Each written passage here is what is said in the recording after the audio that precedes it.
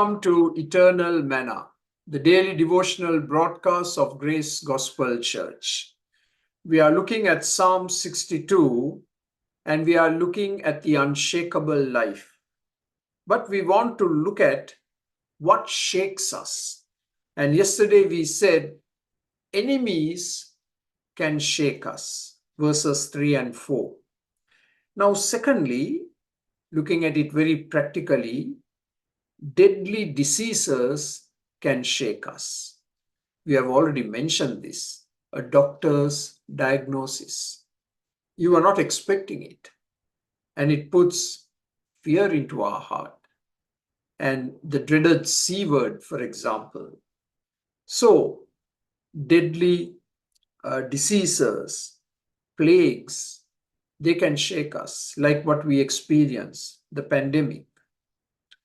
Number 3, fiery trials can shake us. And again, when we choose to live for the Lord, all of us are going to experience fiery trials. That is how Peter describes it in his letters, fiery trials. And number 4, what shakes us? Sudden losses. Sudden losses.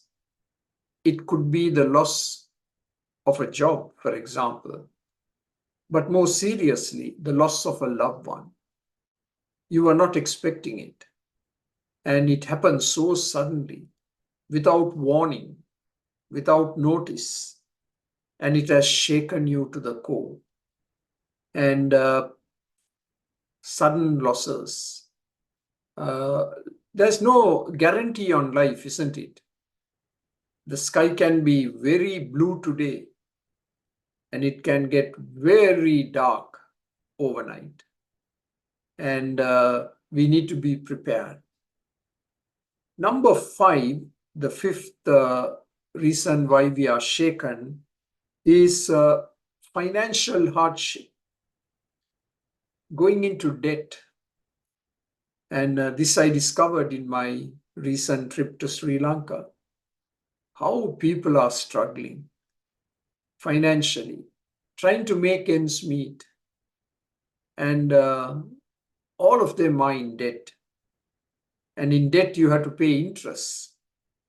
And then all that comes crashing on your head, and you are shaken at the core.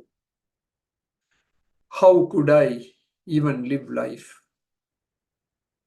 And then number 6, our life is shaken because of relational stressors, and very particularly the marriage relationship. When it goes through hard times, rocky times as we call it, it can shake us. And suddenly one partner says, I don't love you anymore. I have found somebody who really loves me. And those words can totally devastate and can not just only shake, but can cause depression. And it happens all around us. So whatever may be the cause that is causing you to shake, causing me to shake, we need to identify it. We should not be in denial.